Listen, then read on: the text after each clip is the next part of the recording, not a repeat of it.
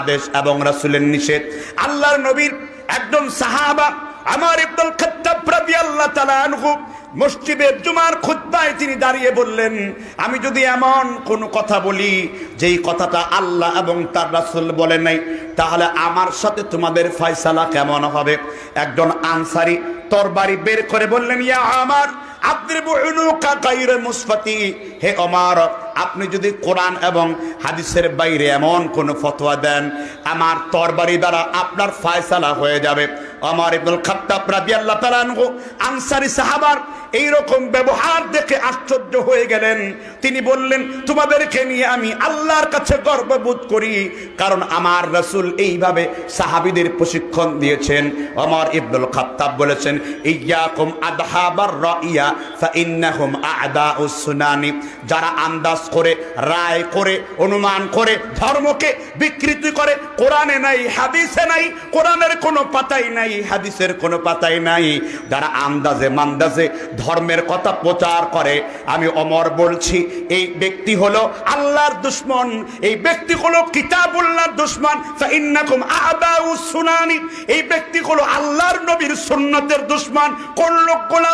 যেই লোকগুলা কোরআন হাদিসকে বিকৃতি করে নিজের মন মতো কায়েমি স্বার্থ হাসিল করার জন্য আমার নবীর সুন্নতগুলাকে যারা দাফন দেয়, এরা হলো আমার নবীর সবথেকে বড় দুশমন। ঠিক কিনা বলেন? এই জন্য আমার জিন্দেগি, আমার রাসূলের জিন্দেগি, আমার রাসূলের সুন্নত মতো জিন্দেগি, আমার বন্দেগি, আমার জীবন, আমার মরণ সবকিছু একমাত্র আল্লাহ তাআলার জন্য নিবেদিত। ঠিক না ঠিক? আল্লাহ আমাদের শিখান সূরা আনআমের ৭১ নম্বর আয়াত, কুল ইন্না সলাতি ওয়া নুসুকি ওয়া মাহইয়ায়া ওয়া মামাতি লিল্লাহি রাব্বিল আলামিন। আমার জীবন, আমার নামাজ, আমার কুরবানি, আমার মরণ কার জন্য? জোরে আওয়াজ দেন না কেন? কার জন্য? এই জন্য রাসূলকে অনুসরণ করতে হবে। ঠিক না ঠিক? আল্লাহ রাব্বুল আলামিন তার হাবিবকে অনুকরণ করার ব্যাপারে পৃথিবীর কোন মানুষকে অন্ধভাবে অনুসরণ করা যায় না, কিন্তু আমার নবী যদি কোনো কথা বলে অন্ধভাবেই মানতে হবে, এটাই দলিল। আল্লাহ তাআলা সূরাতুন নিসার ৬৯ নম্বর আয়াতে বলেছেন, যখনই আমার রাসূল তোমার সামনে কোনো কিছু বলবে, ওয়াকাদ সাল্লাইতা ওয়া ইউসাল্লিমু তাসলিমা, আমার নবীর কথাকে তোমরা শিরকে মাথাকে নত করে অন্ধভাবেই তোমরা আমার নবী মুহাম্মদ রাসূলুল্লাহকে নিঃশর্ত অনুসরণ করবে। কারণ আমার নবী জীবনে কোনোদিন বানিয়ে শরীয়ত মানুষের উপর চাপায় দেয় নাই। আমার নবী যা বলেছেন ওহী ভিত্তিক বলেছেন, আমার নবী যা বলেছেন আল্লাহর ইশারায় বলেছেন। ঠিক না ঠিক? এই জন্য বাকি সব মিথ্যা, আমার নবীরটাই চূড়ান্ত। ঠিক না ঠিক? আমরা বললাম আল্লাহ কাকে অনুকরণ করব, কাকে রোল মডেল মানব? আল্লাহ সূরা আহজাবের ২১ নম্বর আয়াতে বলেছেন, লাকাদ কানা লাকুম ফি রাসূলিল্লাহি উসওয়াতুন হাসানা, কিয়ামত পর্যন্ত আমি মুহাম্মদ রাসূলুল্লাহকে তোমাদের জন্য, পুরুষের জন্য, নরের জন্য, নারীর জন্য, আমি কিয়ামত পর্যন্ত আমার নবীকে উসওয়ায়ে হাসানা, উত্তম আদর্শের মাপকাঠি করে পাঠিয়েছি। সুবহানাল্লাহ। আমার নবী হলো আমার জন্য উসওয়ায়ে হাসানা, উত্তম আদর্শের চূড়ান্ত নমুনা। ঠিক না ঠিক? আমার রাসূল আমার জন্য উত্তম কি? আদর্শ। আমার রাসূল আমার জন্য উত্তম কি? নমুনা। এজন্য এই আয়াতের ভিত্তিতে আলোচনা করতে গেলে নূরুস সুন্নাহ ওয়া যুলমাতুল বিদআ, সুন্নত হলো, আসসালামু আলাইকুম, সুন্নত হলো আলো আর বিদআত হলো যুলমাত। নূরুস সুন্নাহ ওয়া যুলমাতুল বিদআ, সুন্নত হলো আলো আর বিদআত হলো কি? অন্ধকার। এজন্য আমাদের সুন্নতের আলো জ্বালাতে হবে আর বিদআতকে এই সমাজ থেকে বুলন্ডিত করতে হবে। ঠিক না ঠিক?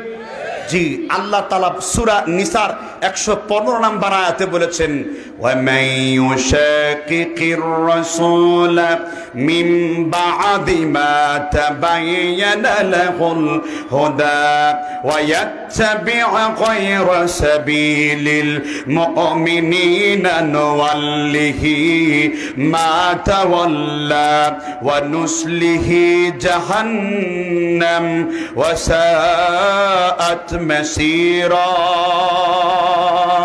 আমার আল্লাহ কোরআনুল কারীম 4 নম্বর সূরার 115 নম্বর আয়াতে বলেছেন ওয়া মাইয়ুশাকিকির রাসূলা মিন বা'দি মা তাবায়্যানা লাহুল হুদা, আল্লাহর পথ এবং রাসূলের পথ সুস্পষ্টভাবে প্রকাশিত হওয়ার পরে আর যারা মুমিনদের পথ বলতে আল্লামা সাদি রহমতুল্লাহ আলাইহি ইমাম উসাইমিনের উস্তাদ তিনি বলেছেন মুমিনদের পথ বলতে সাহাবীদের পথকে বোঝানো হয়েছে। আল্লাহর পথ, রাসূলের পথ, সাহাবীদের সরল পথ প্রকাশিত হওয়ার পরে যে ব্যক্তি অন্য কোনো পথে চলতে চায় আমি আল্লাহ তাদেরকে চালাবো আর তিরস্কার স্বরূপ তাদেরকে জাহান্নামের মধ্যে নিয়ে যাব। এজন্য আল্লাহর পথ আমার পথ, রাসূলের পথ আমার পথ, আর সাহাবীদের আদর্শ আমার নমুনা, সাহাবীদের আদর্শ আমার জন্য দলিল। একটু জুড়ে বলেন ঠিক না ঠিক? আল্লামা সাদি রহমতুল্লাহ আলাইহি একখানা হাদিস উল্লেখ করেছেন। হুযায়ফা রাদিয়াল্লাহু তাআলা আনহু তিনি একটি পাহাড়ের চূড়ার উপরে বক্তব্য দিয়ে বলেছেন কুল্লু ইবাদাতি লাম ইয়াতাআব্বাতাহা আসহাবু রাসূলুল্লাহ সাল্লাল্লাহু আলাইহি ওয়াসাল্লাম মাকালান ফাত্তাকুল্লাহ ইয়া মা'শারাল মুসলিমিন ওয়া খুদুত তরিকা মান কানা ক্বাবলাকুম। হে আমার উম্মতে মুহাম্মাদি, মুহাম্মদ রাসূলুল্লাহর উম্মতেরা, তোমরা ইবাদত করো সাহাবীদের মতন, তোমরা আমল করো সাহাবীদের মতন। মান কানা ক্বাবলাকুম, কারণ আল্লাহর নবীর জালিলুল কদর সাহাবারা পেছনের লোকদের জন্য কোনো কিছুকে বাদ রাখেন নাই, তারা পরিপূর্ণ করেছেন। সুতরাং আমাদেরকে নতুন করে আর নতুন কোন সুন্নাত আবিষ্কার করার, নিয়ম আবিষ্কার করার, শরীয়তের নামে বেদাত তৈরি করার কোন এখতিয়ার, কোন অথরিটি আল্লাহ এবং তার নবী, তার সাহাবী, তাবেঈর পরে খৈরুল কুরুন কুরুনে তালাতা। রাসূল বলেছেন তিনটি যুগ হলো স্বর্ণালী যুগ, সুম্মাল্লাযীনা ইয়ালুনাহুম, সুম্মাল্লাযীনা ইয়ালুনাহুম, সাহাবীদের যুগ, তাবেঈর যুগ, তাবেঈর যুগ। এই তিনটি যুগ হলো আমাদের জন্য স্বর্ণালী যুগ। That very important significant civilisation, the three of the idol period, এই তিনটি আদর্শিক যুগ হলো আমার জন্য দলিল। এই তিন যুগের বাইরে যা ঘটবে সব হলো বিদআতের আস্তানা। ঠিক না ঠিক? এজন্য আমরা অন্ধভাবে নিঃশর্তভাবে আমরা রাসূলকে মানবো আর সাহাবীদেরকেও আমরা অনুসরণ করে চলবো, কারণ আমাদের ঈমান আনতে হবে সাহাবীদের মতন। আমাদের ঈমান কার মতো আনতে হবে? আর আমরা অনুসরণ করব সর্বপ্রথম কাকে? আল্লাহর নবী মুহাম্মদ রাসূলুল্লাহ সাল্লাল্লাহু আলাইহি ওয়াসাল্লামকে। মা আতাকুমুর রাসূলু ফাখুযুহু, তাহলে রাসূল তোমাদেরকে যা আদেশ করেছেন তোমরা তা গ্রহণ করো। তার রাসূলের আদেশের মধ্যে যা আছে তা আমরা নিব, আর যা নাই তা আমরা কি করব? বর্জন করব, ত্যাগ করব। এবার আসেন নুরুস সুন্নাহ ও দুলমাতুল বিদআত। আমাদের সমাজে প্রসিদ্ধ কিছু বিদআত এর চর্চা আমরা করি। সর্বপ্রথম হলো বিদআত কিভাবে সমাজে ছড়ায়। এই যে আমরা বিদআত তৈরি করি, অনেকে বিদআত বুঝেন না। হুজুর বিদআত আবার কাকে বলে? যা নবীর সুন্নতে নাই তা কি? কথা পরিষ্কার, যা নবীর সুন্নতে নাই তা কি? বিদআত। বিদআত মানে আবিষ্কার করা। অনেকে বিদআতকে আবার দুই ভাগ করেন, কেউ বলেন লিদ্দিন আর কেউ বলে ফিদ্দিন, কেউ বলে বিদআতে হাসানা আর কেউ বলে বিদআতে সাইয়্যা। আর আমার রাসূল বলেন ইন্না আসতাকাল হাদিস কিতাবুল্লাহ ওয়া আহসানাল হাদি হাদি মুহাম্মাদিন সাল্লাল্লাহু আলাইহি ওয়াসাল্লাম ওয়া শাররাল উমুরি আওয়াদিমুহা ওয়া কুল্লু মুহদাসাতিন বিদআ ওয়া কুল্লু বিদআতিন দালালা ওয়া কুল্লু দালালাতিন ফিন্নার। শরীয়ত মনে করে যা তুমি তৈরি করেছো তাই তোমার জন্য বিদআত। আমার নবী শরীয়তকে পরিপূর্ণ করেছেন। আল ইয়াউমা আকমালতু লাকুম দীনাকুম ওয়া আতমামতু আলাইকুম নি'মাতি ওয়া রাদিতু লাকুমুল ইসলাম দীনা। আজকের দিন থেকে আমি দিনকে পরিপূর্ণ করে দিলাম। কমাবার, বাড়াবার, সংযোজন, বিয়োজন, সরাবার কোনো অপশন আল্লাহ তার নবী কর্তৃক পৃথিবীতে দেয় নাই, কারণ দিনকে পরিপূর্ণ করে দিয়েছেন কে? দিন পরিপূর্ণতা সাহাবে শরিয়াত আমার রাসূল দ্বারা বাস্তবায়ন হয়েছে।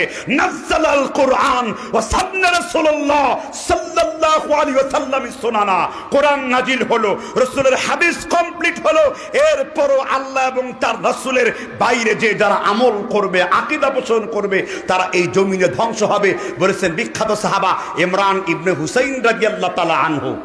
তাহলে কথা দ্বারা কি বোঝা গেল? আমাদেরকে বিদআত থেকে দূরে থাকতে হবে, আর সুন্নতের উপর কি করতে হবে? আঁকড়ে ধরতে হবে, ঠিক না?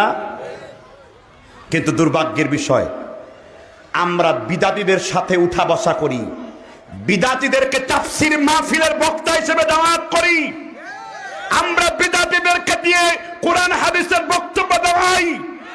আমরা আহলে হাদিস হওয়ার পরও আমাদের হুঁশ ফিরে আসে না। বিদাতীদেরকে মাইক না দিলে আমাদের সুযোগ হয় না। এই অথরিটি আপনাকে কে দিয়েছে? আহলে হাদিস। এটা ছোট কোনো বিষয় নয়। ইমাম শাফি বলেছেন, ইদা রাআইতা রাজুলান মিন আহলিল হাদিস ফাকান্নামা রাআইতান নাবিয়্যা সাল্লাল্লাহু আলাইহি ওয়াসাল্লাম আইয়া। আমি যখন আল্লাহর নবীকে দেখি মনে হয় যেন আমি আহলে হাদিসকে দেখি, মনে হয় যেন আমি আল্লাহর রাসূলকেই জীবিত দেখি। ইমামে খতিব বাগদাদি উলুমুল হাদিসের পণ্ডিত আশরাফু আসহাবিল হাদিস 7 নম্বর পৃষ্ঠা।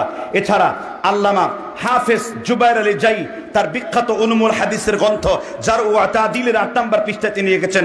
এছাড়া বিখ্যাত ইমাম ইবনে হাজার আসকালানি তার ইসাবা গ্রন্থের মুকাদ্দামাতেও তিনি এই পংক্তিটি ইমাম শাফি থেকে নকল করেছেন। সুবহানাল্লাহ বলবেন না? তাহলে এবার আপনি বুঝুন, আমরা বিদাতকে সঙ্গীত নিচ্ছি, বিদাতের সাথে সম্পর্ক তৈরি করছি, তাই না? জি, এই জন্য নুরুস সুন্নাহ ওয়া যুলমাতুল বিদআ, সুন্নত হলো উদ্ভাসিত আলো, আর বিদাত হলো আমাদের জন্য কি? অন্ধকার। অথচ আমার রাসূলের সাহাবা আব্দুল্লাহ ইবনে উমর তিনি দেখলেন মসজিদের মধ্যে কিছু লোক হোলাকান গোলাবৃত্তি হয়ে জিকির করছে। তিনি তার ছাত্র নাফিকে বললেন, এটা হলো বিদাতির মজলিস, আর বিদাতির মজলিসে আমার রাসূল আমাকে বসতে নিষেধ করেছেন।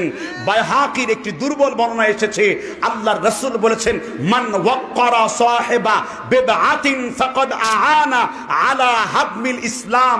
কেউ যদি কোনো বিদাতিকে সম্মান করলো, সেজন্য ইসলামকে চিরজীবনের জন্য ধ্বংস করে দিল। কাকে সম্মান করলো? জোরে বলেন, কাকে সম্মান করলো? আল্লাহর নবী শিক্ষা দিলেন দরুদ, আর আপনার ইমাম শিক্ষা দিল বালাগাল ফুলা বিকামালিহি কাশাফাত দুজা বিজামালিহি হাসনাত জামিউ খুসালিহি সাল্লু আলাইহি ওয়া আলিহি। আল্লাহর নবী শিক্ষা দিলেন দরুদ, আর আপনার হুজুর শিক্ষা দিল শিয়াদের তৈরি করা কবিতা আপনি কাটটা নেবেন। আল্লাহর নবী দরুদ শিক্ষা দিলেন, আর আপনার বিদাতি মোল্লারা আপনাদেরকে কবিতা শিক্ষা দিল। যখনই বিদাত করা হবে আর যখনই বিদাত বলা হবে, আল্লাহর কসম যদি কোনো আহলে হাদিসের মাত্রা ওইখানে থাকে, আল্লাহর নবীর সাহাবা আব্দুল্লাহ ইবনে মাসউদ রাদিয়াল্লাহু তাআলা আনহু বলেছেন, আল জামাআ মা ওয়াফাকাল হক ইন কুনতা ওয়াহদান। পৃথিবীর কোন জায়গায় কোন ভূখণ্ডে কেউ যদি হকের উপর আমল করে, মান আল্লাহর নবীর সাহাবা আব্দুল্লাহ ইবনে মাসউদ রাদিয়াল্লাহু তাআলা আনহু বলেছেন, পৃথিবীর কোন জায়গায় হক বলে না আল জামাআতু মা ওয়াফাকাল হক ইন কুনতা ওয়াহদাক। তুমি একাই হক বলো, তুমি একাই কুফরির বিরোধিতা করো, তুমি একাই তাগুদের বিরোধিতা করো, তুমি একাই লা ইলাহা ইল্লাল্লাহর আযান দাও, তুমি একাই কোরআনের রাজ প্রতিষ্ঠিত করো, তুমি একাই বিদআতের বিরুদ্ধে কলম ধরো, তুমি একাই আল জামাআ, তুমি একাই ইসলাম, দুইয়ের কোনো দরকার নাই। আমি সহিহ আকীদার মানুষ, পৃথিবীর কেউ যদি বিদআত করে, কেউ যদি প্রতিবাদ না করে, আমি একাই প্রতিবাদ করব, এটাই হলো ঈমান। কোন সন্দেহ আছে? কোন রকমের শঙ্কা আছে? কোন শাক আছে? এই জন্য বিদআত যেখানে আছে সালাফিরা সেইখানে প্রতিবাদ করতে শিখেছে। এই জন্য তাদের মাজার বন্ধ হয়েছে, মিলাদের সিন্নি বন্ধ হয়েছে, শবে বরাতের রুটি হালুয়া বন্ধ হয়েছে, তাবিজের ব্যবসা বন্ধ হয়েছে, পীরের ব্যবসা বন্ধ হয়েছে, খানকার ব্যবসা বন্ধ হয়েছে। ধোঁকাবাজি করে ধর্ম দিয়ে মানুষকে ধোঁকা দেওয়ার রাস্তা বন্ধ হয়ে গেছে। কারণ এখন সালাফি মসজিদ হয়েছে, সালাফি মাদ্রাসা হয়েছে, সলফে সালেহিন আহলে হাদিসের মাসলাকটা ঘরে ঘরে পৌঁছে গেছে। মানুষ বুঝে গেছে কোরআন আর বিশুদ্ধ হাদিসের আমল চাইতে অন্য কোনো আমল মানুষ এখন নিচ্ছে না, ঠিক কিনা বলুন? এই স্লোগান দিয়ে যদি আমাকে জাহান্নামে যেতে হয়, আমার নবীকে যদি বিশুদ্ধভাবে অনুসরণ করে জাহান্নামে যেতে হয়, আমি হাবিয়া দুজকে যেতে রাজি আছি, কিন্তু আমার নবীকে অনুসরণ করলে আমার আল্লাহ জান্নাতে দেবেন। এটা কোরআনের 200 আয়াতের ওয়াদা, কমসে কম 20,000 সহিহ হাদিসের ওয়াদা। ঠিক না ঠিক? এজন্য আপনি কোন বিদআতের সাথে আপোষ করতে পারবেন না। সালাফি হবে আপোষহীন। ইমাম আহমেদ ইবনে হাম্বল রাহমাতুল্লাহ আলাইহি সহিহ মুসলিম 981 নম্বর হাদিসের ব্যাখ্যায় বলেছেন, লা তাজালু তাইফাতুম মিন উম্মতি কাইমুনা আলাল আমরিল্লাহ, আমার উম্মতের একটা দল থাকবে হকের উপর প্রতিষ্ঠিত, সত্যের উপর প্রতিষ্ঠিত, কেউ তাদের ক্ষতি সাধন করতে পারবে না। জনগণ তাদেরকে যতই ডিস্টার্ব করুক, তারা জনগণের কোনো কথাকে ভয় করবে না। তারা হলো আহলে হাদিস, তারা হলো আসহাবিল হাদিস। তিনি বলেছেন লা ইয়ারিফুনা ইল্লাল হাদিস, কারণ আহলে হাদিসগণ রাসূলের হাদিস ছাড়া অন্য কোনো কিছুকে চেনে না। তারা যখনই কেউ ওয়ায়াতাদুব্বুনা আনিল ইলমি, যখন তাদেরকে কেউ গালি দেয়, তাদেরকে কেউ কষ্ট দেয়, তাদেরকে কেউ মারতে আসে, তখন তারা হাদিসের ভাষায় দালিলিক জবাব দেয়। তারা তখন কোরআনের আয়াত দিয়ে দালিলিক যুক্তি খণ্ডন করে, কারণ তারা আসাদ্দু আলাল হাদিস, তারা হাদিসের অনুবাদের ব্যাপারে, হাদিসের আমলের ব্যাপারে সুদীর হুররিকাত অকত্তিআব। যদি কোনো প্রকৃত আহলে হাদিসকে সত্য বলার জন্য জেলের ভিতরে সেলের ভিতরে কন্ডম সেল, তারপরে যদি তাকে হত্যা করা হয়, পুড়িয়ে মারাও হয়, তবু সে কখনো বাতিলের সাথে আপোষ করে না। এটাই হলো একজন প্রকৃত সালাফি তথা আহলে হাদিস মানুষের বৈশিষ্ট্য। ঠিক কিনা বলেন? কিন্তু সেই বৈশিষ্ট্য আপনাদের কোথায়? সেই বৈশিষ্ট্য আপনারা কোথায় হারিয়ে ফেলেছেন? বাতিল সে দবনে ওয়ালে আয়ে আসমায়ে হামারা। আজকে আমরা বাতিলের আজানে, আজকে আমাদের হকের আওয়াজটা কেমন যেন কমে গেছে মনে হয়, কিন্তু এটা তো আমাদের পরিচয় ছিল না। শের কে সর পে বিল্লি খেল রাহি, कैसा है मुसलमान का बदनसीब, शहादत किताबन न भूल गई, तस्बीह की दावों में जन्नत ढूंढ रही। সিংহের মাথার উপরে বিড়াল নৃত্য করে, এটা মুসলমানদের চরিত্র হওয়ার দরকার ছিল। এখন তারা শাহাদাতের চিন্তা বাদ দিয়ে পীর মুরিদের জিকির করে ঘরে ঘরে তসবিহ দানার মধ্যে এখন জান্নাত খুঁজছে। এটা আহলে হাদিসের বৈশিষ্ট্য ছিল না। সম্মানিত উপস্থিতি, আমার এই বক্তব্য আপনার কাছে কঠিন লাগতে পারে। মনে রাখবেন, সত্য বড় তিক্ত। কলিলাম মা তুমিনুন, অল্প সংখ্যক লোক ঈমান আনবে। কলিলাম মা তাশকুরুন, অল্প সংখ্যক লোক আল্লাহর শুকর জ্ঞাপন করবে। কলিলাম মা তাযাক্কারুন, অল্প সংখ্যক লোক কোরআন হাদিসের উপদেশগুলো গ্রহণ করবে। ওয়া ইন তুতি আকতার মান ফিল আরদ ইউদিল্লুকা আন সাবিলিল্লাহ, সূরা আনআম 116 নম্বর আয়াত। রাসূল, আপনি যদি দুনিয়ার বেশিরভাগ লোকের কথা মানেন, তাহলে এই বেশিরভাগ লোক আপনাকে অবশ্যই, বেশিরভাগ লোককে অনুকরণ করার কারণে আপনি অবশ্যই আল্লাহ রাব্বুল আলামিনের পক্ষ থেকে ক্ষতিগ্রস্ত হবেন। কারণ বেশিরভাগ লোক যা রটায় তা মিথ্যা রটায়। এই জন্য আমরা সংখ্যা দিয়ে কোনোদিন হক বাতিলের মানদণ্ড তৈরি করি না। আমরা হাদিস দিয়ে, কোরআন দিয়ে মেপেই হক বাতিলের মানদণ্ড তৈরি করি। অন্য সমস্ত পীর ফেরকা, হানাফি, মালিকি, শাফি, আশারি, মাতুরিদি, জাবরি, কাদরি, চরমনাই, সরসিরা, আটনশি, দেওয়ানবাকি সব তরিকা হুজুর দিয়ে হাদিস মাপে, আর আমরা হাদিস দিয়ে হুজুরকে মাপার চেষ্টা করি। আমরা হাদিস দিয়ে হুজুর মাপি, আমরা হুজুর দিয়ে হাদিস মাপি না। মান আমিলা আমালান লাইসা আলাইহি আমরুনা ফাহুয়া রাদ্দুন, যার আমল, যার কর্মসূচি, যার কর্ম আল্লাহ রাসূলের সাথে মিলে যাবে তারটা গ্রহণ করি, আর যারটা না মিলবে তারটা বর্জন করি। ঠিক না ঠিক? জি, তাহলে সমাজের কিছু বিদআতের আমলের ব্যাপারে আপনাদের কিছু বলবো, রাগ করবেন?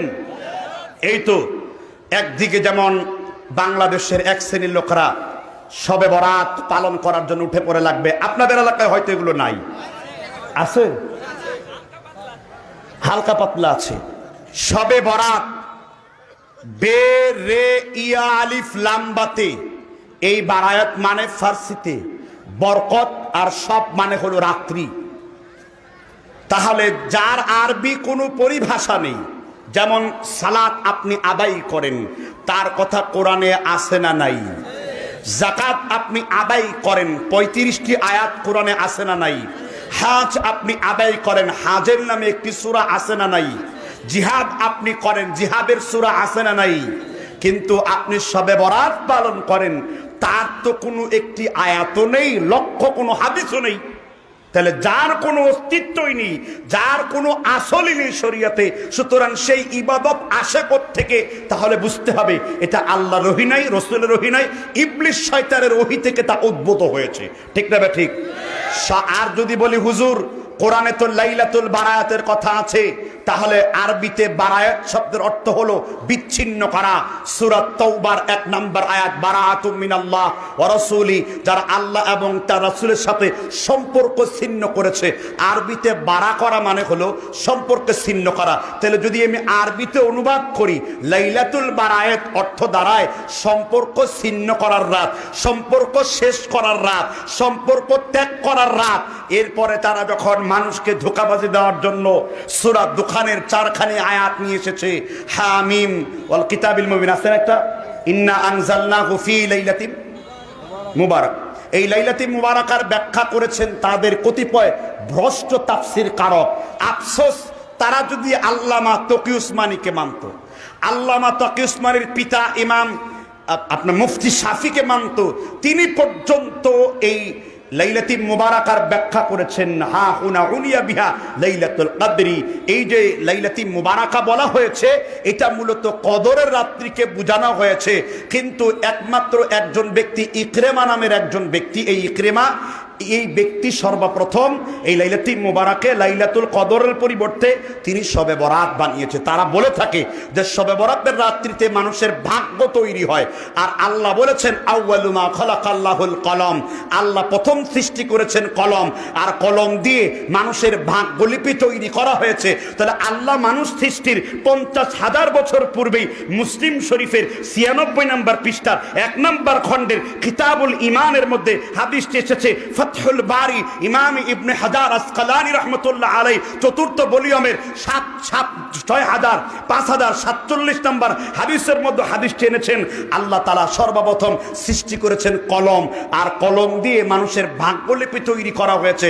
সুতরাং মানুষ সৃষ্টি করার, রূহ সৃষ্টি করার 50,000 বছর রূহের জগতে মানুষের ভাগ্যলিপি আল্লাহ তৈরি করেছেন। তাহলে সেই ভাগ্য আবার শবে বরাতের রাত্রিতে জিব্রাইল পাঠায়া আবার নতুন করে ভাগ্য তৈরি করা, এটা কি মুসলিম ধর্ম না হিন্দুদের গণেশ ধর্ম যে প্রতি বছর বছর ভাগ্য তৈরি করা হয়? ভাগ্য মানুষের তৈরি করা হয়েছে কিনা জোরে বলেন। আর আল্লাহ সূরা কমারের 53-54 নম্বর আয়াতে বলেছেন ওয়া কুল্লু শাইইন ফাআলুহু ফিজ জুবুর ওয়া কুল্লু সগীরিন ওয়া কাবীরিন মুস্তাতার, আমি মানুষের ভাগ্য তৈরি করে তা সতরে সতরে স্তরে স্তরে তা লিপিবদ্ধ করেছি, ভাগ্য নতুন করে লিখবার আর বাকি রাখিনি। ঠিক না ঠিক? কিন্তু তারা বানিয়েছে শবে বরাতের রাত্রিতে ভাগ্য তৈরি হয়, যেমন ভাগ্য হিন্দুদের গণেশ ধর্ম। সুতরাং এটা একটা কুফরি এবং ইসলামী আকায়েদ সম্পর্ক ন্যূনতম জ্ঞান নাই। এদেরকে ধরে ধরে আবার মাদ্রাসায় পড়িয়ে পড়িয়ে ইমামে আবু হানিফার ফিকহুল আকবার এবং ইমাম জাফর আত-তাহাবির আকিদাতুত তাহাবি পুনরায় পড়ানো উচিত।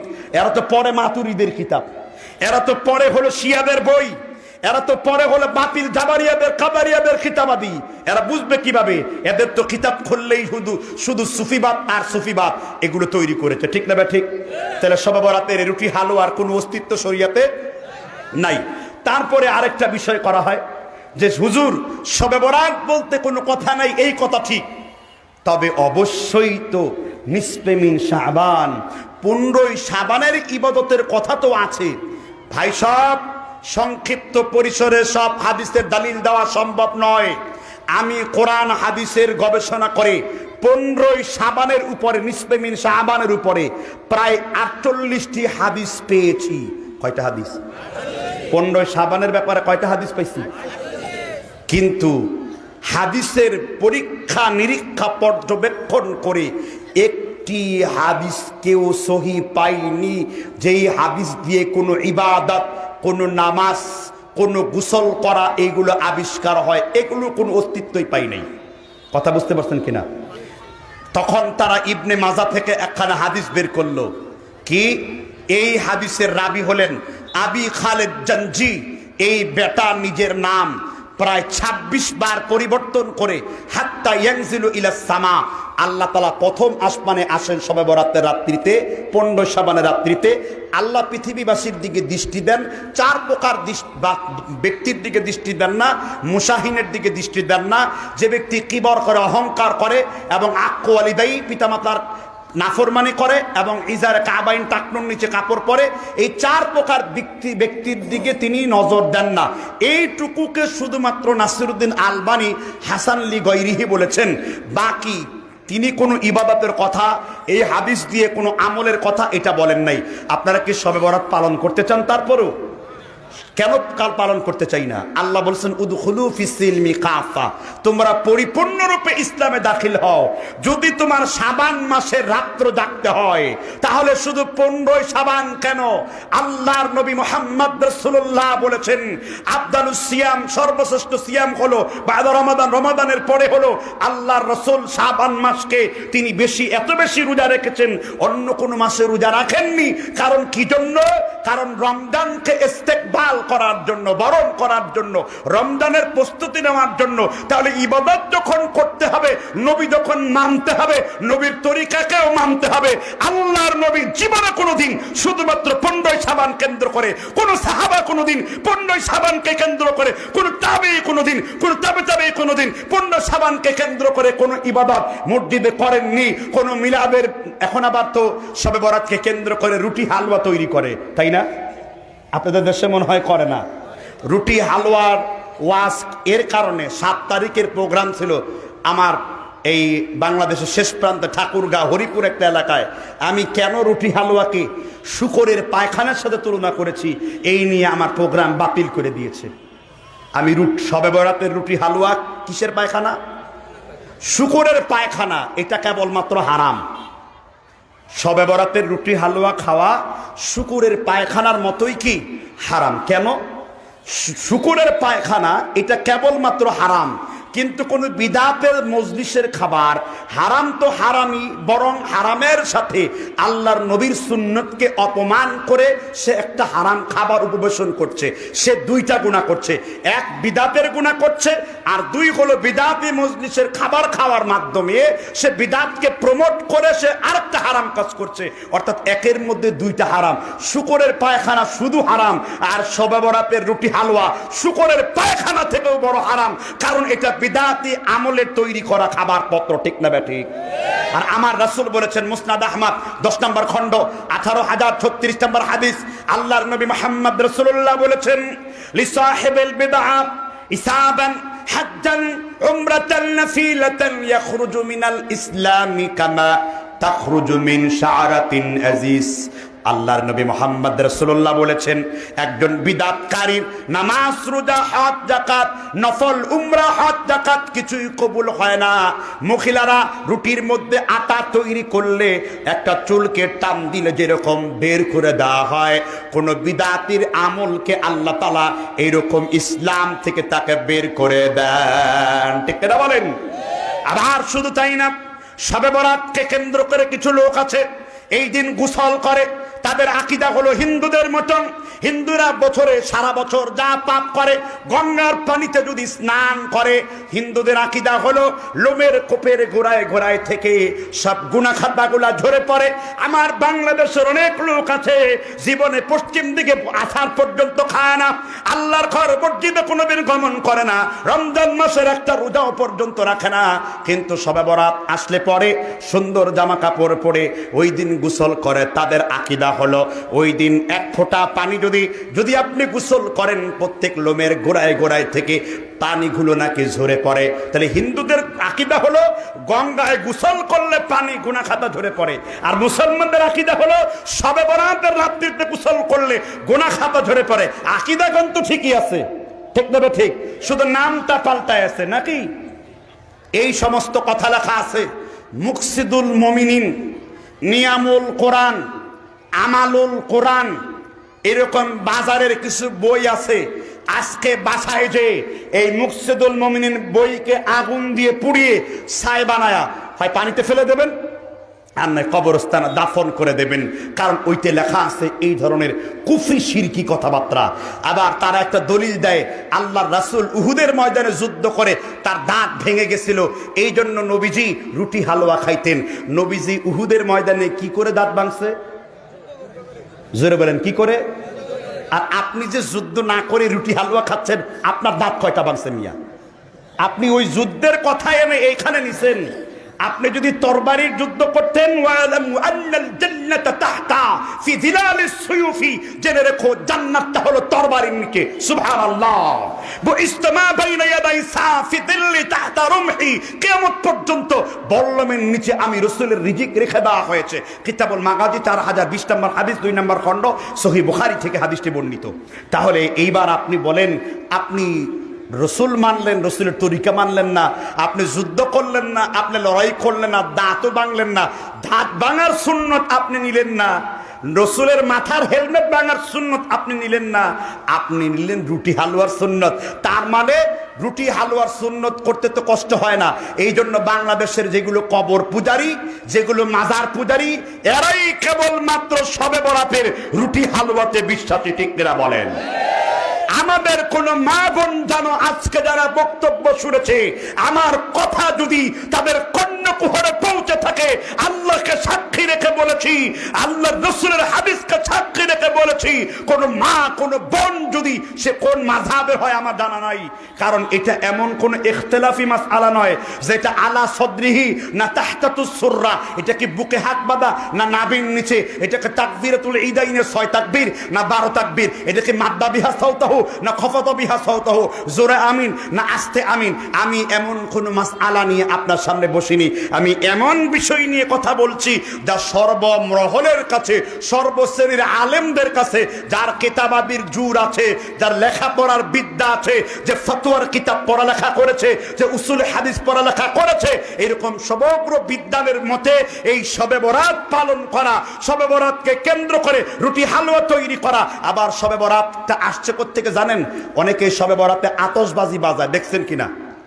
ফিলিস্তিনের নাবলুস এলাকায়, কি এলাকায়, এক শ্রেণীর লোকেরা, তাদের নাম ছিল বারামাকা বা বারিমিকি, এরা আগুন দেবতার উপাস্য করত। পরবর্তীতে মুসলিমদের বিভ্রান্ত করার জন্য কিছু লোক আগুন পূজারি বাড়াবার জন্য ইসলাম গ্রহণ করলো। অতঃপর তারা মসজিদের মধ্যে 15 শাবান লাইট জ্বালিয়ে লম্বা করে সারি সারি মোমবাতি লাগায়া দিল। তখন নামাজ পড়ে বলল, হে আগুন দেবতা, আগে তো আমি একাই ছিলাম, এখন লক্ষ লক্ষ লোককে নিয়ে তোমার কাছে এসেছি, আমাদের গুনাহ খাতা তুমি মাফ করে দাও। ওই আগুন পূজারীদের কাছ থেকে শবে বরাতের রাত্রিতে এই রাত্র জাগরণ, আলোকসজ্জা, বোমা ফোটানো, বিভিন্ন জায়গায় পটকা ফোটানো, উটকা উটকা ফোটে, ফুটকা ফুটকা ফোটে, বাজায় না আমাদের দেশে, এগুলো তাদের থেকে এসেছে।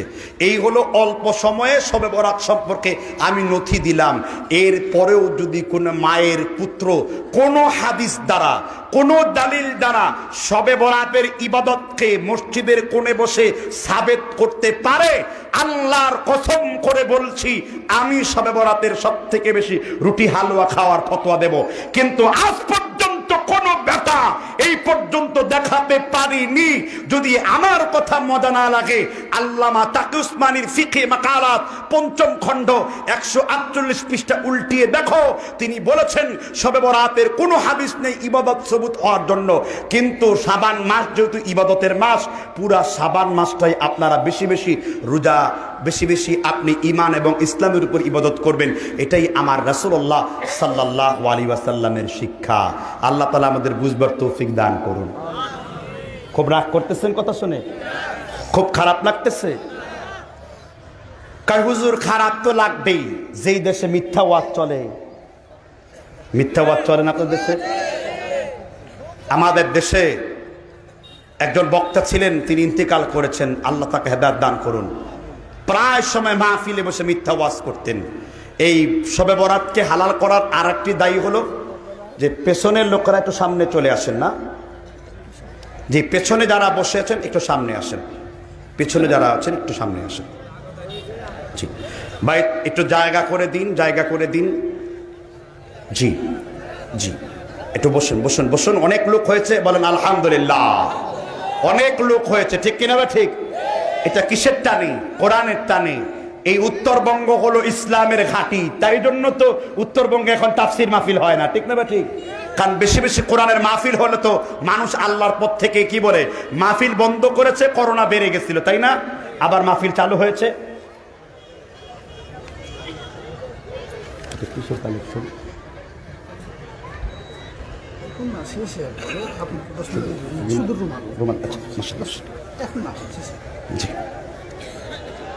তো এইবার আলোচনার দ্বিতীয় অংশে যাব আমি, শুনবেন তো ইনশাআল্লাহ।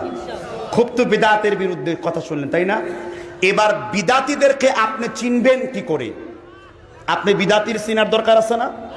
এই একটি আয়াত আপনার সামনে তেলাওয়াত করব। আল্লাহ বলেছেন সূরাতুল আনআমের 159 নাম্বার আয়াত, ইন্নাল্লাযীনা ফাররাকু দীনাহুম ওয়া কানু শিয়াআ লাস্তা মিনহুম ফি শাইইন। ইন্নাল্লাযীনা ফাররাকু, যারা ইসলামের মধ্যে বিভিন্ন রকম দিনকে তাফরিক করেছে, তাফরিকাম বাইনাল মুমিনিন, মুমিনদের মধ্যে যারা ফিরকা তৈরি করেছে, রাসূল তাদের সাথে আপনার কোনো সম্পর্ক নাই। মানে হলো কি, আমাদের ইসলাম একটা মাত্র দল হকের উপর প্রতিষ্ঠিত আছে, ঠিক না ঠিক? আল্লাহর নবী মুহাম্মদ রাসূলুল্লাহ বলেছেন, হাদিসটা উল্লেখ করেছে মুসান্নাফে আব্দুর রাজ্জাক, ইমামে আব্দুর রাজ্জাক সানআনী রাহমাতুল্লাহ আলাইহি, হাদিসটি তিনি সংকলন করেছেন। আল্লাহর নবী মুহাম্মদ রাসূলুল্লাহ বলেছেন, ইহুদিদের কাতার হয়েছিল 71টি, নাসারাদের কাতার হবে 72টি, আমার উম্মতে মুসলমানদের কাতার হবে 73টি। প্রত্যেকটা কাতার জাহান্নামে যাবে, একটা মাত্র কাতার ছাড়া। সাহাবীগণ বললেন, হে আল্লাহর রাসূল, এই কাতারে কারা আছে? রাসূল বললেন, মা আনা আলাইহি ওয়া সাহাবী, আমি এবং আমার সাহাবারা যেই দলের উপর আছে। ইন্নাল্লাযীনা ফাররাকু দীনাকুম ওয়া কানু শিয়াআ, আল্লাহর নবীর সর্বশ্রেষ্ঠ স্ত্রীর নাম কি? আয়েশা রাদিয়াল্লাহু আনহা। আল্লাহর নবীর সর্বশ্রেষ্ঠ স্ত্রীর নাম হলো আয়েশা। কোরআন আল্লাহ তাআলা আকাশ থেকে 19টি আয়াত আল্লাহর নবীর স্ত্রী আয়েশার শানে আল্লাহ অবতীর্ণ করেছেন, বলেন সুবহানাল্লাহ। মুসলিম শরীফের উফাতুন নবী 4044 নম্বর 2 নম্বর খণ্ডের হাদিস, আল্লাহর নবীর স্ত্রী বলেছেন, ইন্নাহু লাবাইনা হাকিনাতি ওয়া দাকিনাতি ফালা উকরিহু শিদ্দাতাল মাউত। আল্লাহর নবী যখন মহান আল্লাহর সাথে মিলিত হন, আল্লাহর নবীর শেষ দৃশ্যের পূর্বে আমার পায়ের উপরে, আমার উরুর উপরে আল্লাহর নবী তার মাথা মুবারক রেখেছেন। আমি আল্লাহর নবীর মৃত্যুর কষ্ট দেখে আর কারো মৃত্যুর কষ্ট দেখে আমি কষ্ট পাই না। আম্মা জান আয়েশা রাদিয়াল্লাহু আনহা বললেন, ইয়া রাসূলুল্লাহ, ইন্নাল্লাযীনা ফাররাকু দীনাকুম ওয়া কানু শিয়াআ, এই আয়াতের মাধ্যমে কাদেরকে বোঝানো হয়েছে? আল্লাহর রাসূল বলেছেন, হুম আসহাবিল বিদাই, এই আয়াত দ্বারা বোঝানো হয়েছে যারা দ্বীনের মধ্যে বিদআত তৈরি করে, আসহাবুল আহওয়াই, আর যারা তাদের প্রবৃত্তির পূজা করে চলে। আল্লাহর রাসূল বলেছেন, যারা দ্বীনের মধ্যে বিদআত তৈরি করে, কিসের মধ্যে? কিসের মধ্যে? দ্বীনের মধ্যে যারা বিদআত তৈরি করে, আল্লাহ রাসূল বলেন, আনা মিনহুম বারিউন ওয়া হুম মিন্নি বুরাউন, আমি রাসূল তাদেরকে ছেড়ে দিয়েছি আর তারাও আমি রাসূলকে ছেড়ে দিয়েছে। কারণ বিদআতের সাথে আমি রাসূলুল্লাহর বিন্দু পরিমাণ কোনো সম্পর্ক নাই। ইসলাম হলো উজ্জ্বল আর কুফরি হলো অন্ধকার, ঠিক না ঠিক? আল্লাহর নবী তিনি বলেছেন, তারাক্তুকুম আলাল বাইদাই কালাইলুহা কানাহারিহা, ইসলাম হলো ডিমের মতন উজ্জ্বল। ডিম যেমন রাতের বেলায় উজ্জ্বল, ডিম তেমন দিনের বেলায় উজ্জ্বল। এই জন্য কোনো বিদআতকে আমরা প্রমোট করতে পারি না, কারণ আমাদের সম্পর্ক, আমাদের হুজ্জত হলো আল্লাহ এবং তার রাসূলুল্লাহর সাথে, ঠিক কিনা বলেন? এজন্য আমরা কখনো এর বাইরে যাব না। আমাদের যত হুজ্জত, আমাদের যত দলিল, আমাদের যত প্রমাণ থাকবে, সব হবে কোরআন এবং সুন্নাহর অনুকূলে, কোরআন এবং সুন্নাহর প্রতিকূলে যা যাবে আমরা সেটা গ্রহণ করব না। এই জন্য যারা দ্বীনের মধ্যে বিদআত সৃষ্টি করবে, মনে রাখবেন এরা আলেম নামের কলঙ্ক, ঠিক কিনা বা ঠিক? রাসূল সাল্লাল্লাহু আলাইহি ওয়াসাল্লাম বলেছেন, সাউবান রাদিয়াল্লাহু তাআলা থেকে বর্ণিত এই হাদিসটি উল্লেখ করেছে লুলু ওয়াল মারজানের 235 নম্বর, আল্লাহ রাসূল সাল্লাল্লাহু আলাইহি ওয়াসাল্লাম তিনি স্পষ্ট করে বলেছেন, ইন্নামা আখাফু আলা উম্মতি আয়াম্মাতুল মুদাল্লিন, আমার উম্মতের সবথেকে বেশি আকাঙ্ক্ষা করি, সবথেকে বেশি ভয় পাই, সবথেকে বেশি যাদেরকে নিয়ে আশঙ্কা করি তারা হলো আমার এই উম্মতের পথভ্রষ্ট আলেমদেরকে নিয়ে, যেই আলেমরা মানুষকে বিদআতের দিকে ডেকেছে আর সুন্নত থেকে মানুষকে নিবৃত্ত করেছে, সুন্নত থেকে মানুষকে সরিয়ে দিয়েছে। আল্লাহ রাসূল তাদেরকে নিয়ে সবথেকে বেশি কি করেন? আকাঙ্ক্ষা পোষণ করেন। একই রকম হাদিস মিশকাতুল মাসাবিহের মধ্যে আছে, হাদিস নাম্বার 235 নাম্বার। রাসূলুল্লাহ সাল্লাল্লাহু আলাইহি ওয়াসাল্লাম তিনি স্পষ্ট করেছেন, আল্লাহর নবী সাল্লাল্লাহু আলাইহি ওয়াসাল্লাম বলেছেন, লা তাকুমুস সাআ, ওই পর্যন্ত দুনিয়া কিয়ামত হবে না। লা তাকুমুস সাআ, ওই পর্যন্ত দুনিয়া কিয়ামত হবে না যেই পর্যন্ত মানুষেরা ইনদাল আসাগির, অর্থাৎ ছোট ছোট মানুষদের কাছ থেকে মানুষ ফতোয়া জানবে, আর ওই ছোট মানুষেরা ইলম থাকবে না, আলেম থাকবে না, তাদের কাছে ইলম থাকবে না। ফাদাল্লো আদাল্লো, নিজেরাও গুমরাহ হবে, জাতিকে গুমরাহ করবে। অর্থাৎ কোরআন সুন্নাহ না জেনেই মানুষকে ফতোয়া দেবে। মসজিদের মিম্বারে বিদআতের চর্চা হবে, মিম্বার থেকে উঠবে বিদআত দিয়ে, মিম্বার থেকে নামবে বিদআত দিয়ে, মসজিদে ঢুকবে বিদআত দিয়ে, মসজিদ শেষ করবে বিদআত দিয়ে, 2 রাকাত নামাজ পড়তে অসংখ্য বিদআত তৈরি করবে। এইরকম চিত্র আমার বাংলাদেশে, ভারতে এবং পৃথিবীর জমিনে আছে না নাই? বেশি না কম? কিন্তু অথচ দেখেন আমরা নিজেরা দাবি করছি আমরা সুন্নাহর উপর প্রতিষ্ঠিত। তবে একটা জিনিস মনে রাখবেন, যখনই আপনি বিদআতের বিরুদ্ধে মুখ খুলবেন আপনাকে কিন্তু কেউ ছেড়ে কথা বলবে না। ঠিক না ঠিক? বিদআতের বিরুদ্ধে মুখ খুলেছিলেন ইমাম তাইমিয়া রাহিমাহুল্লাহ, 8 বছর তারাকে কারা নির্বাসিত হতে হয়েছিল। বিদআতের বিরুদ্ধে মুখ খুলেছিলেন আল্লামা নাসিরউদ্দিন আলবানী রাহিমাহুল্লাহ, 2.5 বছর পর্যন্ত তাকেও কারাভোগ করতে হয়েছিল। বিদআতের বিরুদ্ধে মুখ খুলেছিলেন নওয়াব সিদ্দিক হাসান খান ভূপালী, বিদআতের বিরুদ্ধে মুখ খুলেছিলেন আল্লামা সানাউল্লাহ অমৃতসরী, বিদআতের বিরুদ্ধে মুখ খুলেছিলেন শাইখুল হাদিস আল্লামা আব্দুল্লাহ বিন বাস রাহমাতুল্লাহ আলাইহি, বিদআতের বিরুদ্ধে মুখ খুলেছেন ইমাম জাফর আত-তাহাবী রাহমাতুল্লাহ আলাইহি। যখনই আপনি বিদআতের বিরুদ্ধে মুখ খুলবেন বিদআতীরা আপনাকে আক্রমণ করবে। ঠিক কিনা ঠিক? আর আল্লাহ সূরা ইয়াসিনের 30 নম্বর আয়াতে বলেছেন, ইয়া হাসরাতান আলাল ইবাদি মা ইয়াতিহিম মির রাসূলিন ইল্লা কানু বিহি ইস্তাহজিউন।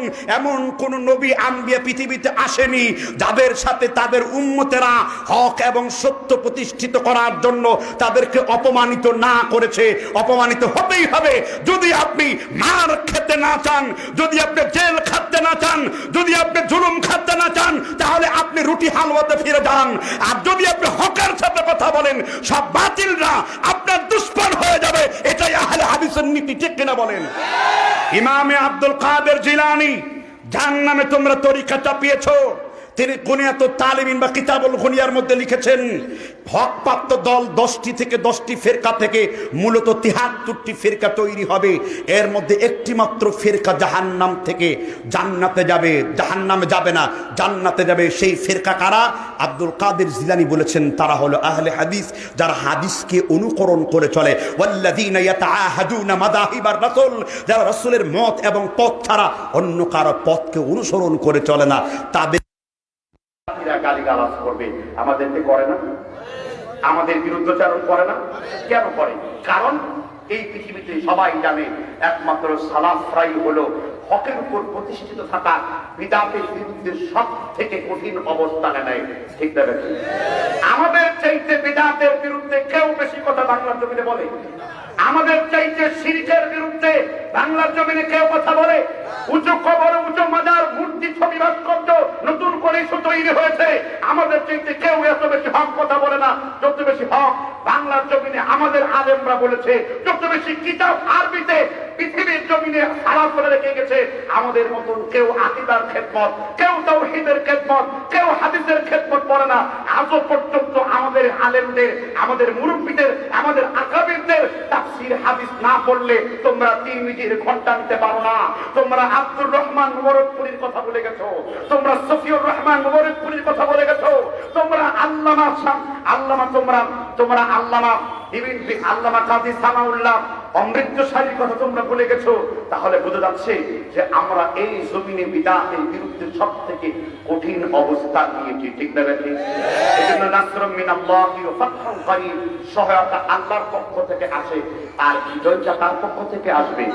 শেষ হাসিটা আমরাই হাসবো, বাংলাদেশের জমিন থেকে এই বিদআত মিটে যাবে। আল্লাহর রাসূল বলেছেন মুসলিম শরীফের 499 নম্বর হাদিস, ইন্নাল ইসলাম বাদাআ গারিবান, ইসলাম সূচনা হয়েছিল অল্প সংখ্যক লোকদের দ্বারা, আর ইসলাম টিকেও থাকবে অল্প সংখ্যক কিছু লোকদের দ্বারা।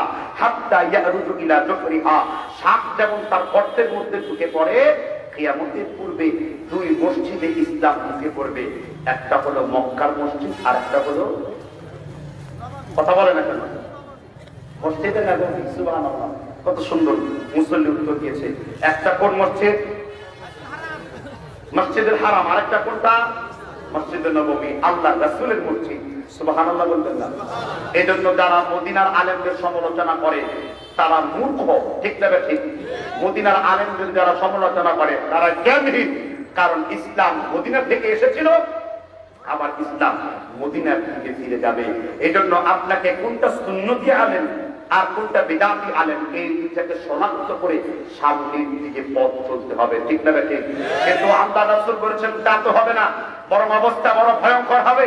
মুসলিম শরীফের 474 নম্বর হাদিস, সায়াকুন ফি আখিরিজ জামান, কিয়ামতের পূর্বে এমন কিছু লোক বের হবে, তাজাদুনা ওয়া তাজাবুন, তারা দাজ্জালের মতো মিথ্যাবাদী হবে। তারা মসজিদের মিম্বারে, খুতবার মিম্বারে, মাহফিলের ময়দানে বসে বসে এমন হাদিস বলবে, ইউহাদ্দিসুনাকুম বিমা লাম তাসমাউ ওয়া আনতুম ওয়ালা আবাউকুম, তুমিও কোনদিন শুনোনি, তোমার বাপ দাদারাও কোনদিন শুনেনি, এমন হাদিস বলবে। ফাদাল্লু আদাল্লু, নিজেরাও গুমরাহ হবে, জাতিকেও গুমরাহ হবে। এরা কারা? যারা জনগণের সামনে মিথ্যা হাদিস বলে বলে জনগণকে বিভ্রান্ত করবে, ঠিক না? এই জন্য আমরা সব সময় হকের সাথে থাকবো। ইমাম মুসলিম ইবনুল মুবারক থেকে একখানা কওল নকল করেছেন। ইবনুল মুবারক বলেছেন, আল ইসনাদু মিনাদ দ্বীন, সনদ হলো দ্বীনের অংশ, সনদ হলো দ্বীনের অংশ। লাউলা ইসনাদ, যদি সনদ না থাকতো, মা শাআ মান শাআ, তোমরা ইচ্ছা মতোই হাদিস বর্ণনা করে করে এই জমিনে তোমরা মানুষদেরকে গুমরাহ করে ফেলতে। ঠিক বলেছি না? ঠিক বলেছি।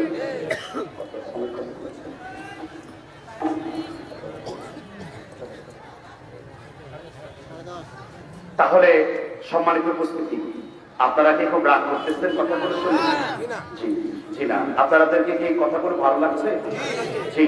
এবার আরেকটি অপশন নিয়ে কথা বলতে চাই। যেহেতু রাসূলের আদেশ এবং নিষেধ আমি এই বিষয়টি দিয়েছি, এখানে অসংখ্য মা বোনরা এসেছেন, তাই না?